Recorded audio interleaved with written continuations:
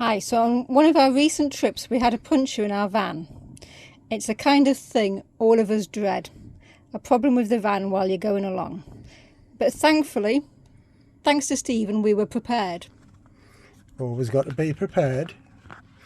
So you can see it was really flat. Obviously we're driving along and a guy waved it to let me know that we had a problem, because I didn't even feel it on the back of the van.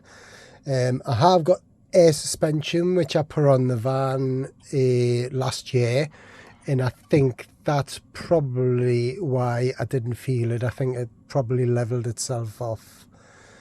I always carry a longer wheel brace, as you can see, that one there. I always carry them. And I also carry a 3-ton jack, because if you've only got these little 2-ton ones, they tend to collapse under the weight of the van, especially in this case because we were fully loaded at the time. Also, I always carry a spare wheel.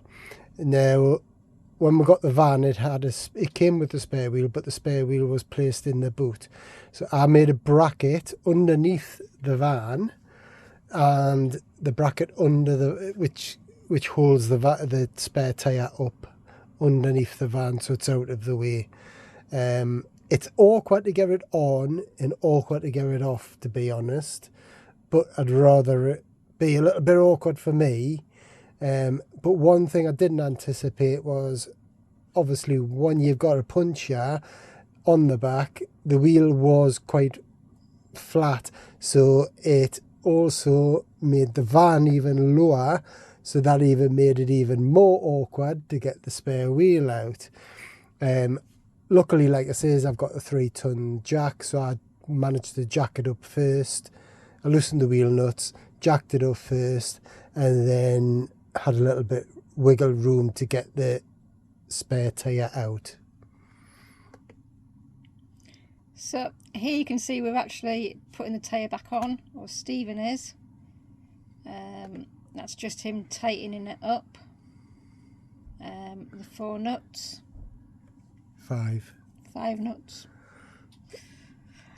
I did the right thing, and I got Fran to do the correct thing, the only thing possible, which was stay out of the way and go and get us a cup of coffee at the Costas. Which is how I managed to miss him taking the tyre off. But I have to admit, he managed it all okay, even though we were at tight services. As you can see, there's a wagon parked next to us. And he managed it okay. And as you can see from the spare tyre that's going on, it wasn't great fully inflated. It had about 40 pound in it. So as soon as I could, I took it round. Well, I basically just took it around the corner, didn't I, to the air pump. The air pump wasn't working, so I trundled about another 5 miles down the road before I found the one that was working and put in the correct amount, which was 65 psi. £1.50 for that air. A bargain, I'm sure. So here you can see the old tyre. As you can see, it was pretty flat. We don't actually know what caused the puncture. It appeared to be in good condition. All we can think is the tyres were maybe getting a bit old with standing around and things. Yeah, standing around in the sun and things in Spain doesn't help. All 4 tyres, so what I did was, I noticed there was a bit of a wobble on one of the other wheels, on one of the tyres. So I just replaced all 4. Better safe than sorry.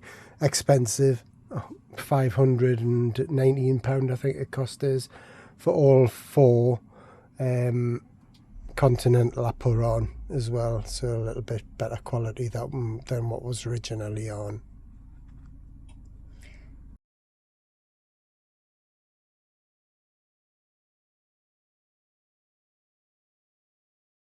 And there is the cost, £519.96 for all 4 of the Continental tyres, and we've now got our spare back where it belongs. Thank you for watching.